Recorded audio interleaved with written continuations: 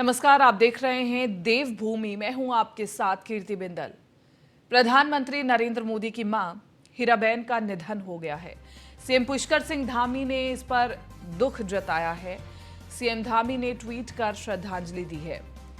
तो आज हर कोई प्रधानमंत्री नरेंद्र मोदी की मां को याद कर रहा है, क्योंकि अब वो यादों में है। अब प्रधानमंत्री नरेंद्र मोदी की मां हीराबेन हम सभी के बीच में मौजूद नहीं है। उनका कल देर रात निधन हो गया। अहमदाबाद के अस्पताल में उन्होंने कल अंतिम सांस ली और सीएम धामी ने ट्वीट कर उनको श्रद्धांजलि दी है। इसी के साथ साथ प्रधानमंत्री नरेंद्र मोदी का मां हीराबेन के साथ एक अलग रिश्ता जरूर था। मां बेटे का रिश्ता तो था ही, लेकिन एक दोस्त का रिश्ता दिखाई देता था, एक विश्वास का रिश्ता दिखाई देता था। और इसी के साथ साथ न सिर्फ प्रधानमंत्री नरेंद्र मोदी का, बल्कि पार्टी के और पार्टी से बाहर भी अन्य लोग मां हीराबेन से भावनात्मक रूप से जुड़े हुए थे। और आज जब सभी को ये समाचार मिल रहा है, दुखद समाचार मिल रहा है, तो सभी स्तब्ध भी हैं। और बेशक उनकी उम्र 100 साल हो गई हो, लेकिन कोई भी नहीं चाहेगा कि उनका प्रिय उन्हें इस दुनिया से छोड़ करके जाए। हालांकि ये कटु सत्य है इस जीवन का कि किसी न किसी को तो किसी न किसी दिन छोड़कर जाना ही है, लेकिन फिर भी सच को स्वीकार करना मुश्किल होता है, और ऐसा सच स्वीकार करना तो और मुश्किल होता है। तो सीएम पुष्कर सिंह धामी ने ट्वीट के माध्यम से श्रद्धांजलि दी है और उन्होंने दुख जताया है।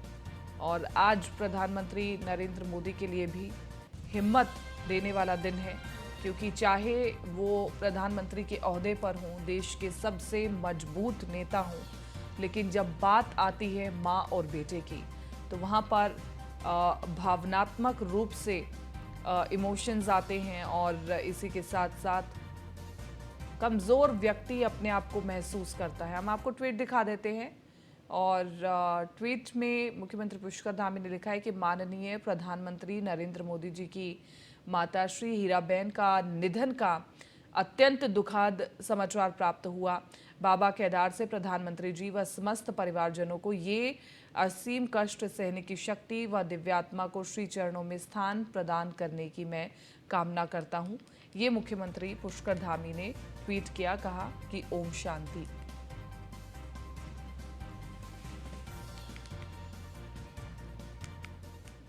चलिए आगे बढ़ रहे हैं। मुख्यमंत्री पुष्कर सिंह धामी ने भारत सरकार द्वारा मोटे अनाज के प्रोक्यूरमेंट की अनुमति दिए जाने पर प्रधानमंत्री का आभार व्यक्त किया है। प्रधानमंत्री ने कहा कि केंद्र सरकार द्वारा मोटे अनाज के 0.096 लाख मीट्रिक टन की प्रोक्यूरमेंट की अनुमति मिलने से राज्य में मोटा अनाज उत्पादन करने वाले किसानों को बड़ा लाभ मिलेगा। मंडुआ पौष्टिकता से भरपूर होता है।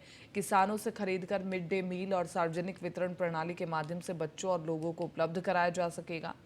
इससे राज्य के किसानों की आय की बढ़ोतरी तो होगी ही, साथ ही स्कूलों के बच्चों और जरूरतमंदों को भी पौष्टिक आहार मिलेगा।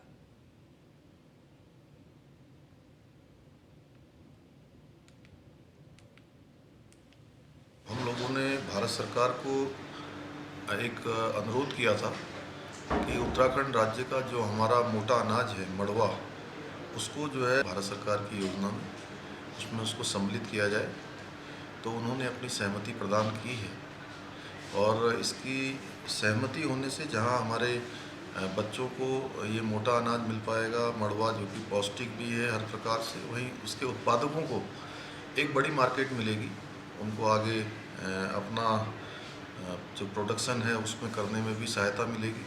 कहीं ना कहीं जो मिलेट वर्ष 2023 को घोषित किया गया है, उसकी शुरुआत भी यहाँ से हुई है।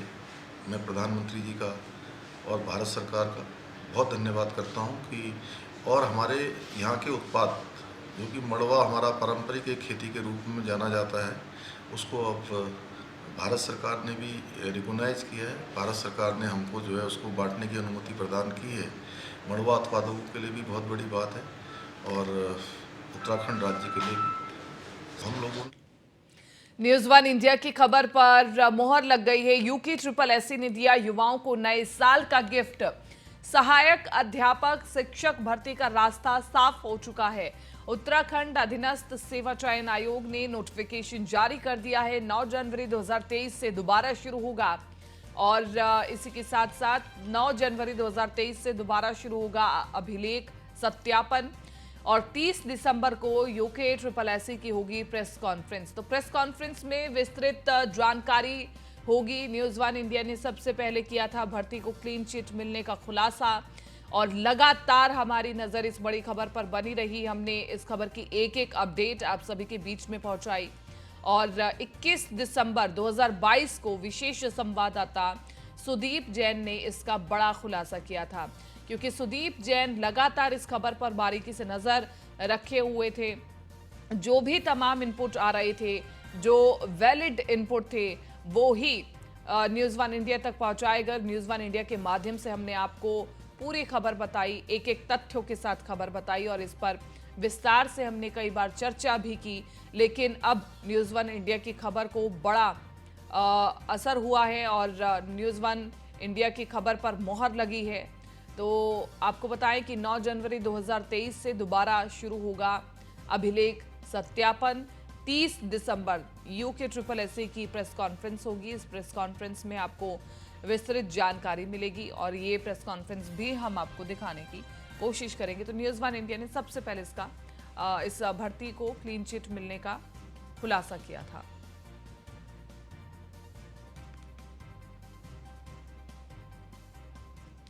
और यूके ट्रिपल एससी की भर्ती परीक्षाओं पर युवाओं को कल मिल सकती है खुशखबरी। शुक्रवार को यूके ट्रिपल एससी के चेयरमैन जीएस मर्तोलिया करेंगे प्रेस कॉन्फ्रेंस। जीएस मर्तोलिया ने न्यूज वन इंडिया से की है सुपर एक्सक्लूसिव बातचीत। अधीनस्थ सेवा चयन आयोग उत्तराखंड के चेयरमैन हैं जीएस मर्तोलिया और न्यूज वन इंडिया से बातचीत में जीएस मर्तोलिया ने किया बड़ा खुलासा।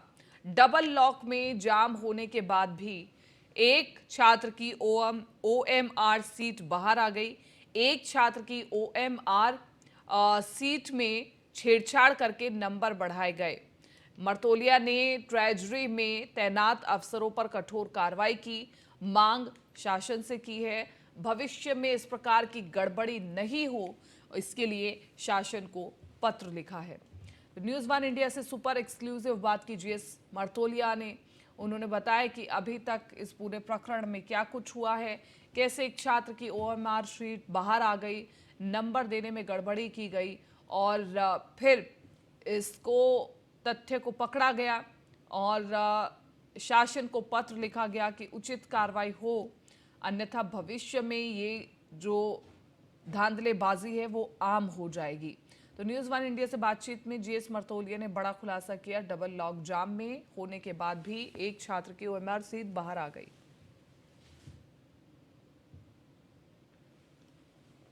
देखिए, हम लोग अपने नए साल के कैलेंडर जारी करने की उसमें तैयारी कर रहे हैं और मोस्टली शायद मैं कल किसी टाइम पर प्रेस से बात करूंगा और जो विवादित हमारे भर्तियां हैं उसके बारे में भी निर्णय लेकर के मैं कोशिश ये करूंगा कि विवादित भर्तियों का जो भी डिसीजन लेना कल ले लिया जाए और उसको अनावश्यक हम लोग उसको पेंडिंग या विवाद बढ़ता रहे नहीं चाहेंगे। हम चाहेंगे कि नए साल में हम एक नई ये ऊर्जा के साथ और नए उद्देश्य और नए मजबूती के साथ उस काम को करें। हम कल उस संबंध में शायद आप लोगों से प्रेस में बात करूँगा। देखिए, अगर ये कहें कि साहब ठीक बात है, हमारी इमेज इस बीच थोड़ी ख़राब हुई, लेकिन आपको बताऊँ मैं कि जब से 2016 से कमीशन बना 5-6 भर्ती लगाई आप। एक हमारी शुरू की भर्ती भी थी जिसमें लोग के साथ FIR हुई। अभी कुछ भर्तियां हमारी 3-4 और हैं जिसमें कार्रवाई हो रही है। उसका अधिकांश होमवर्क कमीशन ने खुद किया है और 2016 से अब तक करीब 18,000 के आसपास भर्ती कर चुकी है कमीशन। ठीक बात है, कुछ भर्तियों में गलती हुई, चाहे वो हमारी लापरवाही से हुआ हो या किसी और की संलिप्तता से, उसके लिए बिल्कुल हम लोग जिम्मेदारी उसको ओन करते हैं और हमारी कोशिश ये होगी कि भविष्य में इस तरह की बात न हो और कमीशन के ऊपर लोगों का विश्वास हो, उसको जगाने का दोबारा हम पर विश्वास हो, इसकी कोशिश हमारी होगी। और जब तक कमीशन पर विश्वास नहीं होगा तब तक कमीशन कुछ भी कर ले लोग शंका की दृष्टि से देखेंगे। हमारी कोशिश होगी पूरी पारदर्शिता के साथ काम होगा और वो लोगों को दिखाई भी देगा, ये हमारा प्रयास होगा। मैं एक एग्ज़ाम हुआ था अभी, एग्जैक्ट मेरा सन तो ध्यान नहीं है, उसमें आपको ध्यान होगा कुछ दिन पहले एक विवेचना जो फाइनल रिपोर्ट लग गया था, उसको पुलिस महानिदेशक महोदय के आदेश से वो दोबारा री इन्वेस्टिगेशन हुआ।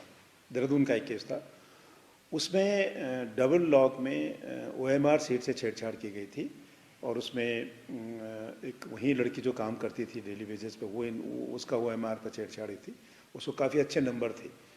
उसको हमारे कमीशन द्वारा देखा गया कि भाई ये कुछ नॉर्मल नहीं लगता है, तो जो उसकी डुप्लीकेट कॉपी थी उसमें केवल उसके 20 के आसपास नंबर थे और जबकि वहाँ 84 नंबर आसपास थे।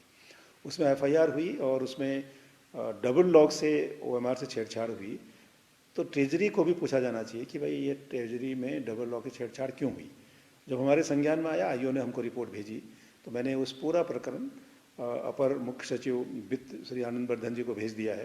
तो इसमें गंभीरता से लेकर के इस तरह से घोर लापरवाही के लिए इसमें कार्रवाई इसलिए होनी चाहिए कि डबल लॉक से ज़्यादा सुरक्षित जगह कोई नहीं मानी जाती। अगर वहाँ OMR से छेड़छाड़ हो जाए तो भविष्य के लिए भी हमारे लिए बहुत चिंता का विषय हो सकता है। और साथ ही मैंने उनके अनुरोध ये किया है कि सभी ट्रेजरी ऑफिसर, सभी डिस्ट्रिक्ट मजिस्ट्रेट को, क्योंकि ट्रेजरी के मालिक, ट्रेजरी की जिम्मेदारी DM की भी है, चार्ज उन्हीं के पास पहले होता है, जब कभी DM चेंज होते हैं तो उन्हीं को पहले चार्ज ट्रेजरी का होता है। तो एक सर्कुलर इशू हो ताकि भविष्य में इस तरह की चीज़ें ना हों कि कमीशन या किसी भी चीज़ को, चाहे यूनियन पब्लिक सर्विस कमीशन है, हमारे पब्लिक सर्विस कमीशन है, या जो भी कमीशन या जो भी चीज़ें कागज में रखी जाएँ उसमें छेड़छाड़ टैंपरिंग न हो और इस तरह की घटनाएं पुनरावृत्ति न हो, ये हमने उनसे अनुरोध किया है और कार्रवाई होनी भी चाहिए इसमें। उत्तराखंड के स्कूलों में मास्क अनिवार्य हो चुका है। छात्रों, शिक्षकों और कर्मचारियों को पहनना होगा मास्क। सैनिटाइजर के प्रयोग के साथ थर्मल स्कैनिंग भी हुई अनिवार्य। शिक्षा महानिदेशक बंशीधर तिवारी ने जारी किया है यह आदेश। सभी सरकारी और निजी स्कूलों पर लागू होगा ये नियम। तो बड़ी खबर आपको बता रहे हैं, बढ़ते कोरोना की चर्चाओं के बीच एक बार फिर से सभी सरकारें एक्टिव मोड पर आ गई हैं और सबसे पहले विशेष ध्यान दिया जा रहा है बुजुर्गों पर और बच्चों पर।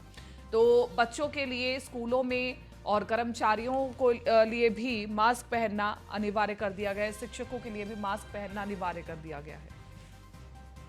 जैसा कि कोविड गाइडलाइन जारी हुई हैं और एहतियात बरता जा रहा है और हम लोगों ने भी निर्गत किए हैं कि एहतियातन जो पूर्व से ही सुरक्षात्मक उपाय रहे हैं कोविड से संबंधित जो व्यवहार है वो उसमें हाथ धुलना और मास्क पहनना और रेगुलर चेकअप कराना या अगर कोई इस तरह की दिक्कत होती है तो हॉस्पिटल में संपर्क करना, उस तरह के हम लोगों ने दिशा निर्देश जारी किया हुआ है कि एहतियात के तौर पे अपनी जो सुरक्षात्मक उपाय है उसको किया जाए।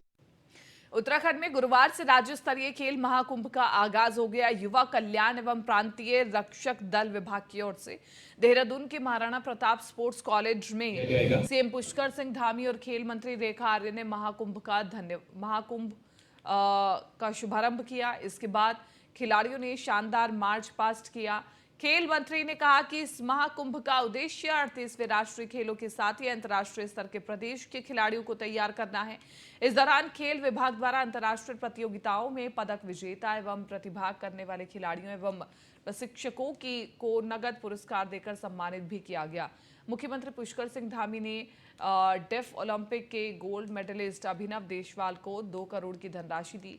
इसके साथ कांस्य पदक जीतने वाले खिलाड़ी को शौर्य सैनी और को 1 करोड़ रुपए की धनराशि दी। और आपको बता दें कि महाकुंभ में 13 जिले की 13 टीमें प्रतिभाग कर रही हैं। इस दौरान सीएम धामी ने न्याय पंचायत के खिलाड़ियों को भी नगद इनाम देने की घोषणा की है। अभी तक इन खिलाड़ियों को सिर्फ प्रशस्ति पत्र मिलता था। सीएम ने कहा कि न्याय पंचायत स्तर के प्रथम विजेता को 300, दूसरे स्थान को 200 व तीसरे स्थान पर आने वाले खिलाड़ी को 150 रुपए मिलेगा। खेल महाकुंभ के अवसर पर मुख्यमंत्री पुष्कर सिंह धामी ने महाराणा प्रताप स्पोर्ट्स कॉलेज परिसर में राष्ट्रीय खेल की शूटिंग प्रतियोगिता के आयोजन के लिए 31.18 करोड़ रुपए की लागत से नवनिर्मित शूटिंग रेंज का लोकार्पण किया।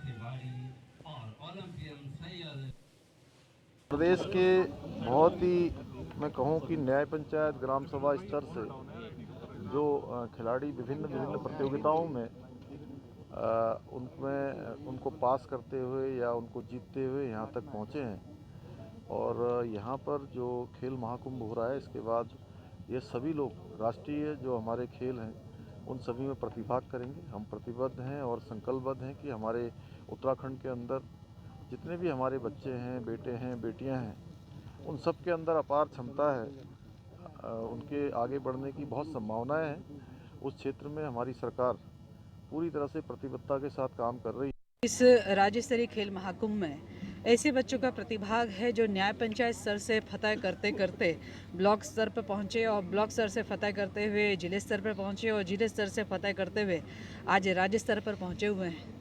और मैं मानती हूं कि ये बच्चे वो हैं जिनके पास में जो है आर्थिक साधन संसाधनों के अभाव में भी, लेकिन जिनके अंदर खेल की जो दिया है वो हमेशा प्रज्वलित रहा।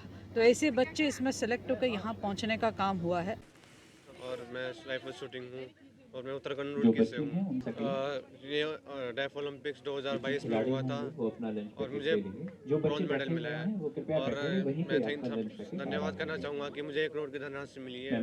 तो ये सब सीएम ने दिया है, तो उसके लिए धन्यवाद। डेफ ओलंपिक जो ब्राजील में हुआ है उसमें गोल्ड मेडलिस्ट है और उत्तराखंड गवर्नमेंट का मैं धन्यवाद करता हूं, आभार व्यक्त करता हूं कि 2 करोड़ की नगद धनराशि उत्तराखंड गवर्नमेंट ने दी। उत्तराखंड के विकास और योजनाओं का सच जानने और जन समस्याओं का निपटारा करने के लिए सरकार के मंत्री और आईएएस अधिकारी 1 जनवरी से हर महीने विकास खंड वार भ्रमण करेंगे। और इस बारे में मुख्यमंत्री पुष्कर सिंह धामी ने मंत्रियों, मुख्य सचिवों और प्रभारी सचिवों को पत्र लिखा है। सभी से भ्रमण, योजनाओं की समीक्षा के साथ ही रात्रि प्रवास करने को भी कहा गया है। मुख्यमंत्री ने मंत्री अधिकारियों को अलग अलग पत्र लिखे हैं। पत्र में सरकार जनता के द्वारा पत्र में सरकार जनता के द्वार, हमारा संकल्प, अनुशासित प्रदेश और हमारा संकल्प भयमुक्त समाज कार्यक्रम का जिक्र किया गया। पत्र में कहा गया कि जन कल्याणकारी योजनाओं का लाभ आम जनमानस तक पहुंचाए जाने की अपेक्षा है। हमने कार्य प्रारंभ किया है कि जनता के बीच में हम सब लोग जाएंगे। मैं स्वयं भी जा रहा हूं, हमारे माननीय मंत्रीगण भी जाएंगे, हमारे विधायकगण भी जाएंगे, साथ में सभी अधिकारीगण भी जो है अपना अपना प्रवास लगाकर रात्रि चौपालों के माध्यम से, ग्राम चौपालों के माध्यम से उन्हीं के स्थानों पर जाकर लोगों की समस्याओं को सुनेंगे और त्वरित रूप से उनका समाधान करेंगे। जिनका समाधान तत्काल हो सकता होगा उनको तत्काल करेंगे और जो दीर्घकालिक कुछ काम होंगे तो उन कामों को आगे प्रस्तावों में सम्मिलित करेंगे। मुख्यमंत्री जी का इस दिशा में जो दिशा निर्देश आए हैं, निश्चित रूप से हर मंत्रीगण उसका अनुपालन करेंगे। स्वाभाविक रूप से यह इसकी समय की हिसाब से भी आवश्यकता है और हर मंत्रीगण यदि आप ब्लॉक स्तर पर जाएं अथवा अपने प्रभारी क्षेत्र में जाएं, वैसे जाते ही हैं। और माननीय मुख्यमंत्री जी के कथन के अनुसार मैं लोगों के साथ में चर्चा परिचर्चा करते हुए आने वाले समय की उनकी समस्याओं को देखते हुए वर्तमान संवैधानिक व्यवस्थाओं में क्या व्यवस्थाएं हम उनको और दे सकते हैं, उसमें और अच्छा जो है मैं कह सकती हूँ निपुणता आएगी। मुख्यमंत्री जी का मुख्यमंत्री पुष्कर सिंह धामी 1 दिवसीय नेशनल गंगा काउंसिलिंग की बैठक में शिरकत करेंगे। मुख्यमंत्री ने मीडिया से कहा कि ये बैठक स्वच्छ गंगा के संबंध में आयोजित की जा रही है, जिसकी प्रेजेंटेशन प्रधानमंत्री नरेंद्र मोदी द्वारा भी किया जा चुका है। प्रधानमंत्री का लक्ष्य है कि गंगा को गोमुख से लेकर बंगाल की खाड़ी तक स्वच्छ और अविरल बनाया जाए, जिसके तहत उत्तराखंड में भी काम शुरू किया जा चुका है।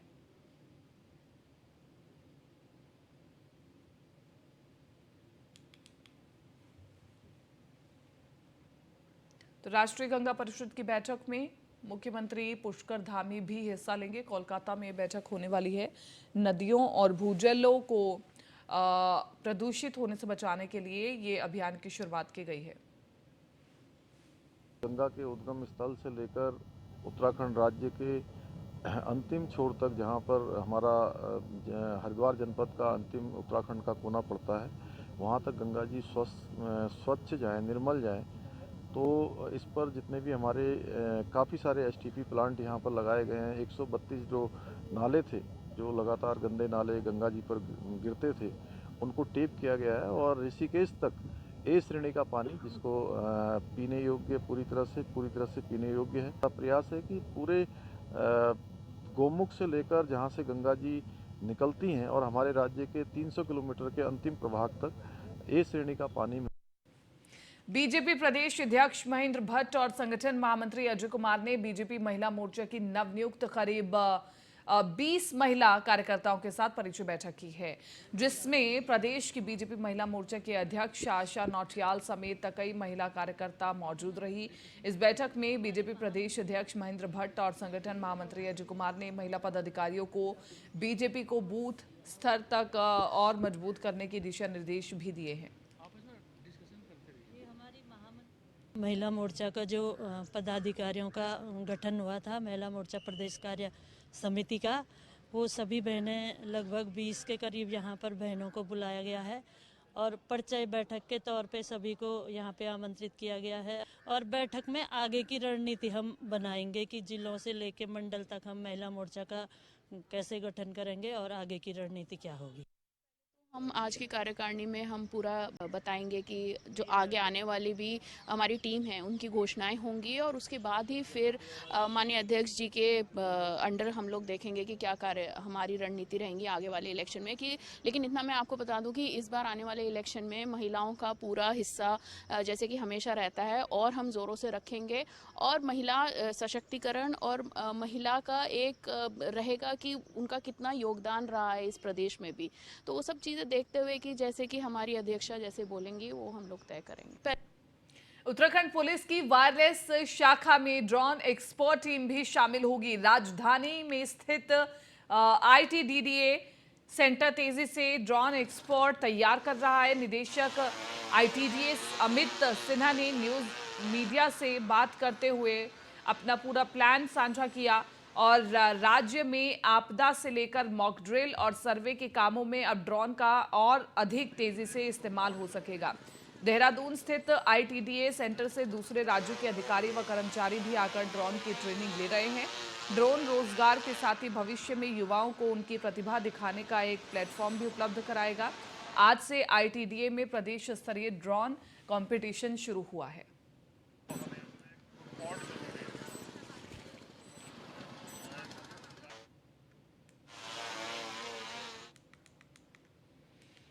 नए साल के आगमन को लेकर अल्मोड़ा में होटल व्यवसायों में खुशी की लहर है। जिले के होटल, रिजॉर्ट, होमस्टे में अभी तक 50% बुकिंग आ चुकी है।